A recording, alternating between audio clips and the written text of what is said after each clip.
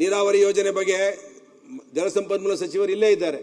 ಎಷ್ಟು ಯೋಜನೆಗಳು ನೀರಾವರಿಗೆ ಇವತ್ತು ಎತ್ತಿನೊಳೆ ಎಷ್ಟು ವರ್ಷ ಬೇಕು ಒಂದು ಯೋಜನೆ ಅನುಷ್ಠಾನ ಆಗಬೇಕು ಅಂತ? ರೈತರು ಬಾಯಲ್ಲಿ ನೀರು ಬಂತು, ಬೆವರು ಬಂತು, ಎಲ್ಲ ಬಂತು, ನಡೆದವ್ರದ್ದೆಲ್ಲ ಕಾಲು ನೋವು ಬಂತು. ಯಾಕೆ ಯೋಜನೆಗಳಾಗಲಿಲ್ಲ? ಓಕೆ ಅಲ್ಲ, ಯಾವಾಗ ಮಾಡ್ತಾರೆ? ಇನ್ನು 2 ವರ್ಷ ಇದೆ ಇನ್ನು ಅಧಿಕಾರ. ಈ ಬಜೆಟ್ ಅಲ್ಲಿ ಮುಗೀತು. ಈ ಬಜೆಟ್ ಅಲ್ಲಿ ಏನು ಹೇಳಿದ್ರು? ಸಿದ್ದರಾಮಯ್ಯನವರು ಹೋದ್ ಬಜೆಟ್ ಅಲ್ಲಿ ಹೇಳಿದ್ರು, UKP ಯೋಜನೆ ಅಡಿ 3ನೇ ಹಂತಕ್ಕೆ 1 ಲಕ್ಷ ಕೋಟಿ ಹಣ ತರ್ತೇವೆ, ಸಂಪೂರ್ಣ ಮಾಡ್ತೇವೆ, ಆಲ್ಮಟ್ಟಿ ಡ್ಯಾಮ್ನ ಎತ್ತರ ಮಾಡ್ತೇವೆ, ನೀರಾವರಿ ಯೋಜನೆಗಳನ್ನ ಮಾಡ್ತೇವೆ, 200 TMC ನೀರನ್ನ ಉಳಿತಾಯ ಮಾಡ್ತೇವೆ ಅಂತ ಹೇಳಿದ್ರು. ಯಾಕೆ ಬಜೆಟ್ ಅಲ್ಲಿ ಹೇಳಿಲ್ಲ ಮಾನ್ಯ ಸಭಾಧ್ಯಕ್ಷರೇ? ಇದು ದೇಶಕ್ಕೆ ಮಾದರಿ. ಅಮೃತ್ ಸೇನ್ ಯಾರ್ಯಾರನ್ನ ಬಸವಣ್ಣ ಎಲ್ಲರನ್ನು ಕೋಟ್ ಮಾಡಿದ್ರು. ನಂದು ಸರ್ಕಾರ ಸುಭದ್ರವಾಗಿದೆ, ಆರ್ಥಿಕವಾಗಿ ಬಲಿಷ್ಠವಾಗಿದೆ. ಎಲ್ಲಿದೆ ಮಾನ್ಯ ಸಭಾಧ್ಯಕ್ಷ? ಯಾಕೆ ಒಬ್ರು ಚಪ್ಪಾಳೆ ತಟ್ಟಲಿಲ್ಲ, ಮೇಜ್ ಕುಟ್ಲಿಲ್ಲ? ಬಜೆಟ್ ಮಂಡಿಸ್ಬೇಕಾದ್ರೆ ಒಬ್ಬ ಕಾಂಗ್ರೆಸ್ ಸದಸ್ಯ ಮೇಜ್ ಕುಟ್ಲಿಲ್ಲ. 3.5 ಗಂಟೆ 4 ಗಂಟೆ ಪಾಪ ಇಳಿ ವಯಸ್ಸಿನಲ್ಲಿ ಕೂತ್ಕೊಳ್ಳಿ ಅಂದ್ರು ಕೂತ್ಕೊಳ್ಳಿಲ್ಲ, ಅವ್ರು. ನಾನು ಇನ್ನೂ ಗಟ್ಟಿ ಆಗಿದ್ದೀನಿ, ಇನ್ನೂ 2 ವರ್ಷ ನಾನೇ ಬಜೆಟ್ ಮಂಡಿಸು ಅಂತ ಛಲದಿಕ್ಕ ವಿಕ್ರಮಾದಿತ್ಯನ ತರ ನಿಂತ್ಕೊಂಡು ಮಾತಾಡಿದ್ರು. ಎಲ್ಲಿದೆ ಬಜೆಟ್ ಅಲ್ಲಿ ತೋರಿಸ್ಬೇಕಲ್ಲ ಅದನ್ನ? ಮಾನ್ಯ ಸಭಾಧ್ಯಕ್ಷರೇ, ಬರ್ತೇನೆ. ಇವತ್ತು ಎತ್ತಿನ ಒಳಗೂ ಏನಿಲ್ಲ. ಇವತ್ತು ಮನ್ರೇಗಾ ಎಲ್ಲ ನಮ್ಮ ಇವರಿದ್ದಾರೆ, ಗಾಂಧೀಜಿ ಫೋಟೋಸ್ನ ಬಳಸ್ಕೊಂಡು ಯೋಜನೆಗಳ ಬಗ್ಗೆ ಬೀದಿಗಿಳಿದು ಹೋರಾಟ ಮಾಡೋರು ಕಾಂಗ್ರೆಸ್ನವರು. ಎಲ್ಲಿದೆ ಗ್ರಾಮೀಣಾಭಿವೃದ್ಧಿ ಮಹಾತ್ಮ ಗಾಂಧೀಜಿ ಯೋಜನೆ ಅಡಿ ಒಂದು 10,000 ಕೋಟಿ ಯಾರು ಇಡಬೇಕಾಗಿತ್ತಲ್ಲ? ಪ್ರಿಯಾಂಕಾ ಖರ್ಗೆ ಅವರು ಬಹಳ ಇನ್ಫ್ಲೂಯೆನ್ಸ್ಡ್ ಮ್ಯಾನ್. ಅದಿರ್ಲಿ ಸರ್, ಬರೋಣ. ನಿಮ್ದು ಹೇಳಿ ಸರ್, ನಮ್ದು ಬೈರಿ ಸರ್, ನೀವು ನಮ್ದು ಏನಿದೆ ಟೀಕೆ ಮಾಡಿ ಸರ್, ಸ್ವಾಗತ ಮಾಡ್ತೀವಿ, ಮುಂದುವರಿಸಿ. ಇವತ್ತು ಮನ್ರೇಗಾಗೆ ಗಾಂಧೀಜಿ ಬಗ್ಗೆ ಬಹಳ ಪ್ರೀತಿ ಕಾಂಗ್ರೆಸ್ನವ್ರಿಗೆ. ಅದು ಅವ್ರಿಗೆ ಎಷ್ಟು ಪ್ರೀತಿ ಇದೆ ಅಂತ ದೇವ್ರಿಗೆ ಗೊತ್ತು, ನನಗೆ ಗೊತ್ತಿಲ್ಲ. ಅವ್ರ ಮೇಲೆ ಬಹಳ ಪ್ರೀತಿ ಇದ್ರೆ ತರಬೇಕಾಗಿತ್ತಲ್ಲ, ಯಾಕೆ ತರಲಿಲ್ಲ? ಗಾಂಧೀಜಿ ಮಹಾತ್ಮ ಗಾಂಧೀಜಿ ಯೋಜನೆ ಬಗ್ಗೆ ಏನು ಹೇಳಿಲ್ಲ ಅವರು. ಎಲ್ಲಿದೆ? ನಿಮ್ VBG ಗ್ರಾಮ್ಜಿನಲ್ಲಿ ಇನ್ನೂ ರೂಲೇ ಫ್ರೇಮ್ ಆಗಿಲ್ಲ. ನಾವೇನು ಯಾವ ರಾಜ್ಯದಲ್ಲೂ ಕೂಡ ಏನ್ ಮಾಡಬೇಕು ಉದ್ಯೋಗ ಖಾತ್ರಿ ಬಗ್ಗೆ ಕೇಂದ್ರ ಸರ್ಕಾರದಿಂದ ನಿರ್ದೇಶನನೇ ಬಂದಿಲ್ಲ.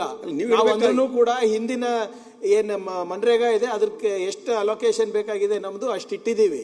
ವಿಶೇಷ ನಿಮ್ಮ ಕೇಂದ್ರ ಸರ್ಕಾರದ VB ಗ್ರಾಮ್ಜಿ ರೂಲ್ಸ್ ಯಾವಾಗ ಬರುತ್ತೆ, ಅನುಷ್ಠಾನ ಯಾವಾಗ ಮಾಡಬೇಕು? 12 ಕೋಟಿ ಜನ ಪ್ರತಿದಿನ ರಾಷ್ಟ್ರದಲ್ಲಿ ದುಡಿತಾ ಇದ್ದಾರೆ, ಕ್ಲಾರಿಟಿನೇ ಇಲ್ಲ ಇಲ್ಲಿ. ಕೇಂದ್ರ ಸರ್ಕಾರ ಏನ್ ಹೇಳ್ತದೆ, ನಾವು ಏನಾದ್ರೂ ಹೊಸ ಯೋಜನೆ ನಾವು ತರಬೇಕಂದ್ರೂ ಕೂಡ VBG ಗ್ರಾಮ್ಜಿ ಅಡಿನಲ್ಲೇ ತರಬೇಕು ಅಂತ. ಏನ್ ಮಾಡೋದು?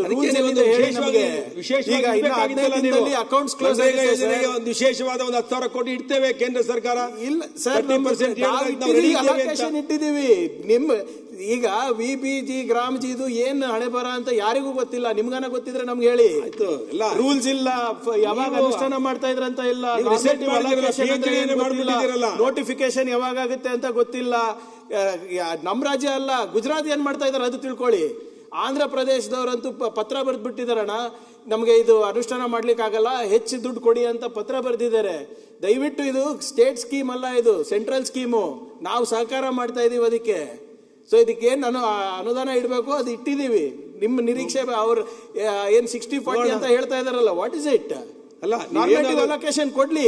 ವಿಶೇಷ ಏನು ಇಟ್ಟಿಲ್ವಲ್ಲ, ವಿಶೇಷ ಏನ್ ಇಡೋದಿಲ್ಲ. ಅಲ್ಲ ಸರ್, ಇಂಥ ಒಂದು ಬಜೆಟ್ ಪುಸ್ತಕದಲ್ಲಿ 5,000, 5 ಲಕ್ಷ, 10 ಲಕ್ಷ ಇಂಥವೆಲ್ಲ ನಾನು ಲೈಫಲ್ಲಿ ಪುಸ್ತಕದಲ್ಲಿ ಪ್ರಕಟಣೆ ಆಗಿದ್ದು ನೋಡಿರ್ಲಿಲ್ಲ. ಇವತ್ತು ತೆಗೆದ್ರೆ ನಾನು ಹುಡುಕ್ದೆ, ಯಾರೋ ಒಂದು ವರ್ಷದಿಂದ 1.5 ಕೋಟಿ ಒಂದು ಚೆಕ್ ಡ್ಯಾಮ್ ಕೊಟ್ಟಿದ್ರು ಬೋಸರಾಜ್ ಅವರು.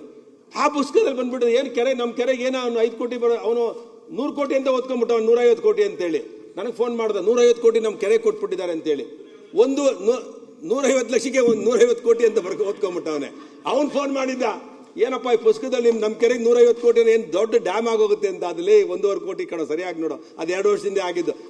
1 ವರ್ಷದಿಂದ ಆಗಿರೋದನ್ನ ಈ ಬುಕ್ಕಲ್ಲಿ ಬರೆಯುವಂತ ಪರಿಸ್ಥಿತಿ ಬಂದಿದೆ ಅಂದ್ರೆ ಇವತ್ತು ಈ ಪುಸ್ತಕಕ್ಕೆ ಏನಾರು ಒಂದು ಬೆಲೆ ಇದೆ ಮಾನ್ಯ ಸಭಾಧ್ಯಕ್ಷರೇ. ನಮ್ಮ DK ಶಿವಕುಮಾರ್ ಸಾಹೇಬರು ನಮಗೊಂದು 10 ಕೋಟಿ ಕೊಟ್ಟಿದ್ರು ಅವರು ಪಂಪ್ ಮೋಟರ್ ರಿಪೇರಿಗೆ. ಅದನ್ನು ಕೂಡ ಸೇರಿಸ್ಬಿಟ್ಟವ್ರು ಇದರಲ್ಲಿ. 10 ಕೋಟಿ ಓಕೆ, ಸೇರಿಸಲಿ, ಅದು ಬಜೆಟ್. ಇದೆಲ್ಲ ನೀರಾವರಿ ಇಲಾಖೆ ಅಂತ ಅಡಿಯಲ್ಲಿ ಬರುವಂಥದ್ದು ಆ ಹೆಡ್ ಅಲ್ಲಿ. ಇದನ್ನ ಚಿಕ್ಕ ವಿಷಯಗಳನ್ನ 500,000 ಸೇರಿಸಿದ್ದಾರೆ. ಇಂಥ ಒಂದು ಇದು ಎಂತ ನನಗೆ ಯಾಕೆ, ನಾವು ಬಹಳ ಅನುಭವ ರಾಜಕಾರಣಿಗಳವರು, ಇದನ್ನೆಲ್ಲ ಯಾಕೆ ಸೇರಿಸಿದ್ರು, ಯಾರವ್ರಿಗೆ ಬೌದ್ಧಿಕವಾಗಿ ಹೇಳ್ಕೊಟ್ರು ನನಗೆ ಗೊತ್ತಿಲ್ಲ ಮಾನ್ಯ ಸಭಾಧ್ಯಕ್ಷರೇ. ಅದರಿಂದ ಅದಕ್ಕೆ ನಾನು ಖರ್ಗೆ ಸಾಹೇಬರಿಗೆ ಏನ್ ಹೇಳಿದಂದ್ರೆ, ಇದಕ್ಕೇನಾದರೂ ವಿಶೇಷ ನರೇಗಾ ಬಗ್ಗೆ ಬಹಳ ನೀವೆಲ್ಲ ಬೀದಿಗಿಳಿದು ಹೋರಾಟ ಮಾಡ್ತಿರಲ್ಲ, ಅದಕ್ಕೆ ವಿಶೇಷವಾಗಿ ಏನಾದ್ರು ಒಂದು 10,000 ಕೋಟಿನ ಸೇರಿಸಬೇಕಾಗೋದಾಯ್ತಲ್ಲ, ನಮಗೂ ಖುಷಿ ಆಗಿರೋದು.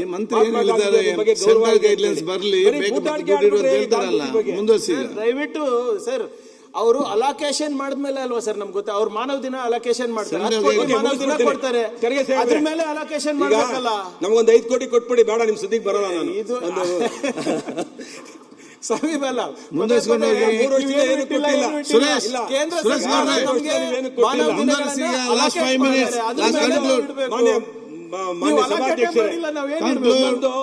ಈಗ ಅಲ್ಲ, ಮಾನ್ಯ ಸಭಾಧ್ಯಕ್ಷರೇ, ಇವತ್ತು ಮಹಾತ್ಮ ಗಾಂಧೀಜಿಯವರ ಬೋಧಿಸಿದ ತತ್ವಕ್ಕೆ ಇವತ್ತು ತದ್ವಿರುದ್ಧವಾಗಿ ಇವತ್ತು ಕಾಂಗ್ರೆಸ್ ಪಕ್ಷ ಇವತ್ತು ನಡ್ಕೊಳ್ತಾ ಇದೆ. ಮಾನ್ಯ ಸಭಾಧ್ಯಕ್ಷರೇ, ಈ ವರಮಾನ ಕಾಂಗ್ರೆಸ್ ಸರ್ಕಾರಕ್ಕೆ ವರಮಾನ ಎಲ್ಲಿಂದ ಬರ್ಬೇಕಂದ್ರೆ, ಹೋದ್ ಸರಿ ಅಬ್ಕಾರಿ ಬಾಬ್ತು ಮಾನ್ಯ ಸಭಾಧ್ಯಕ್ಷ 40,000 ಕೋಟಿ ತೆರಿಗೆ ಬಂದಿತ್ತು.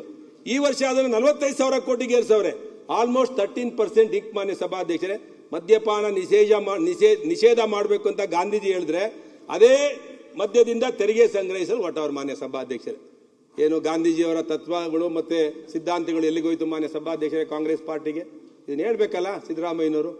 ಮಾನ್ಯ ಸಭಾಧ್ಯಕ್ಷರೇ, ಒಂದ್ ಕಡೆ ಜೇಬು ಕೈ ಹಾಕ್ತಾರೆ ಇನ್ನು ಸಾಮಾನ್ಯ ಜನಕ್ಕೆ, ಇನ್ನೊಂದು ಕಡೆ ಜನರಿಗೆ ಬೇಕಾಬಿಟ್ಟು ತೆರಿಗೆ ಅಂತಾರೆ. ಇದು ಯಾವ ನ್ಯಾಯ ಮಾನ್ಯ ಸಭಾಧ್ಯಕ್ಷರೇ? ಇದು ಯಾವ ಆರ್ಥಿಕತೆ? ಇದು ಯಾವ ಅಭಿವೃದ್ಧಿ? ಹೇಳ್ಬೇಕಲ್ಲ. ನಮ್ಮ ಅಶೋಕ್ ಅವ್ರು ಹೇಳಿದ್ರು, ಒಂದಿಷ್ಟುದ್ದ ಲಿಸ್ಟ್ ತೆಗೆದ್ರು ಅವರು, ಕಸದಿಂದ ಹಿಡಿದು, ನೀರಿಂದ ಹಿಡಿದು, ಹಾಲಿಂದ ಹಿಡಿದು, ಕಸದಿಂದ ಕಡೆವರೆಗೂ ಹೇಳಿದ್ರು ಅವ್ರು. ಪೆಟ್ರೋಲ್ ಡೀಸೆಲ್ ಇಂದ ಹಿಡಿದು ಜನಸಾಮಾನ್ಯರ ಮೇಲೆ 50 ಮೇಲೆ ತೆರಿಗೆ ಹಾಕಿದ್ರು ಈ ಸರ್ಕಾರ ಬಂದ್ಮೇಲೆ.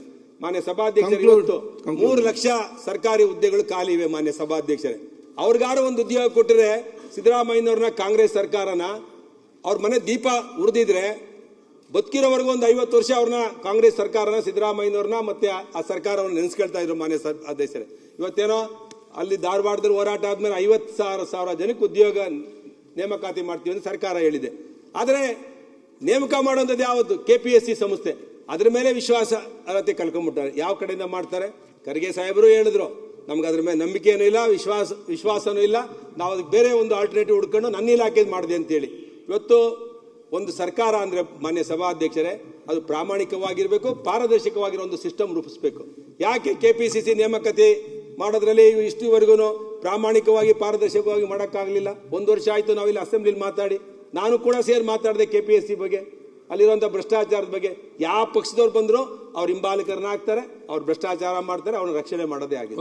ನಮ್ಮ ಪಾರ್ಟಿಗೆ ಎಲ್ಲರೂ ಸೇರಿ ಅದನ್ನ ಏನ್ ಮಾಡ್ಬೇಕು ಅನ್ನೋದನ್ನ ಯೋಚನೆ ಮಾಡ್ಬೇಕಲ್ಲ ಸಿದ್ದರಾಮಯ್ಯನವರು. ಅದಕ್ಕೆ ಆ ಸಿಸ್ಟಮ್ ನ ಒಂದು ಬದಲಾವಣೆ, ಪಕ್ಷಾತೀತವಾಗಿ ಇಲ್ಲಿರುವಂತ ಎಲ್ಲರೂ ಕೈಗೂಡಿಸಿದ್ದೇವೆ, ಧ್ವನಿ ಸೇರಿಸಿದ್ದೇವೆ, ಅದನ್ನ ಬದಲಾವಣೆ ತರಬೇಕು, ಸಿಸ್ಟಮ್ ನ ಸರಿ ಮಾಡಬೇಕು ಅಂತ.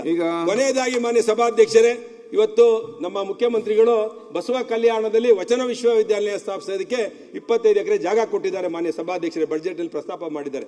ನಾನು ತುಮಕೂರಿನಲ್ಲಿ ಒಂದು ವಿಶ್ವವಿದ್ಯಾಲಯ ಇದೆ ಮಾನ್ಯ ಸಭಾಧ್ಯಕ್ಷರೇ, ನಮ್ಮ ಪರಮೇಶ್ ಸಾಹೇಬರು ತಂದ್ರು ನಮ್ಮ ಜಿಲ್ಲೆಗೆ. ಅದಕ್ಕೆ ಬಸವಣ್ಣನ ತತ್ವಗಳಲ್ಲಿ, ಸಿದ್ಧಾಂತಗಳಲ್ಲಿ ಅಪಾರ ವಿಶ್ವಾಸ ಇಟ್ಟು ನಮ್ಮ ನಡೆದಾಡುವ ದೇವರು ಎನ್ನುವ ಹಾಗೆ ನಡೆದುಕೊಂಡ 100 ಕಾಲ ಬಾಳಿ ಸಮಾಜಕ್ಕೆ ಮಾರ್ಗದರ್ಶನ ಮಾಡಿದ ಡಾಕ್ಟರ್ ಶ್ರೀ ಶಿವಕುಮಾರ್ ಮಹಾಸ್ವಾಮೀಜಿಗಳನ್ನು ಹೆಸರಿಡಬೇಕು ಅಂತೇಳಿ ಮನವಿ ಮಾಡಿ ನನ್ನ ಮಾತು ಮುಗಿಸ್ತೇನೆ. ಮಾನ್ಯ ಸಭಾಧ್ಯಕ್ಷರು, ಧನ್ಯವಾದಗಳು. ನಿರ್ಭೀತ, ನಿಷ್ಪಕ್ಷಪಾತ, ವಿಶ್ವಾಸಾರ್ಹ ಸುದ್ದಿಗಳಿಗೆ ಮತ್ತೊಂದು ಹೆಸರಾಗಿರೋ ನ್ಯೂಸ್ 18 ಕನ್ನಡ ಈಗ ಆಪ್ನಲ್ಲೂ ಲಭ್ಯ ಇದೆ. ದಯವಿಟ್ಟು ಇಲ್ಲಿರೋ QR ಕೋಡ್ ಅನ್ನ ಸ್ಕ್ಯಾನ್ ಮಾಡಿಕೊಂಡು ಆಪ್ ಡೌನ್ಲೋಡ್ ಮಾಡೋದಕ್ಕೆ ಮರಿಬೇಡಿ. ನಿಮ್ಮ ಬೆಂಬಲ ಹೀಗೆ ಸದಾ ನಮ್ಮೊಂದಿಗಿರಲಿ. ಧನ್ಯವಾದ.